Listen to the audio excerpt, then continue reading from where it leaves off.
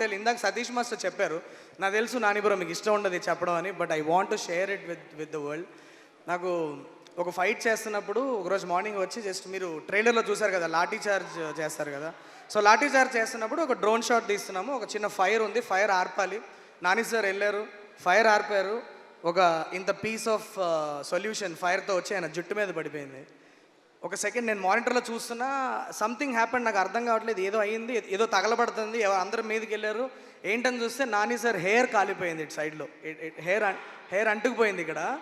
Satish master అందరి మీద పడి టకటక ఆర్పేశారు. నేను అనుకున్నా ఇంక షూట్ అయిపోయిందిలే, ఇవాళ ఉండదు షూట్, ఇంకా ప్యాకప్లో వెళ్ళిపోదాం, ఫస్ట్ ఏమైనా తిడతారేమో అనుకున్నా.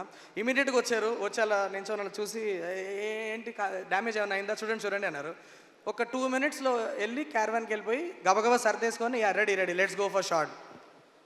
ఐ వాజ్ లైక్ ఏంటి మనిషి అనుకున్నా. And here is where the most interesting thing happens. He comes back, return వచ్చి మళ్ళీ ఒక షాట్లో దిగారు, రిటర్న్ వచ్చి మళ్ళీ ఒక షాట్లో దిగారు. కెమెరా పెట్టాం, ఎవరినో కొట్టారు, వెనక్కి తిరిగారు, కెమెరా వచ్చి ట్యాప్ అని తగిలింది, చీలిపోయింది మొత్తం, ఇక్కడి నుంచి ఇక్కడ దాకా చీలిపోయింది మీద. బ్లడ్ దర వెళ్తుంది, పట్టేసుకొని ఫస్ట్ బ్లడ్ ఆగిన తర్వాత first thing that he asked is ఇంకా ఎన్ని షాట్లు ఉన్నాయని అడిగాడు.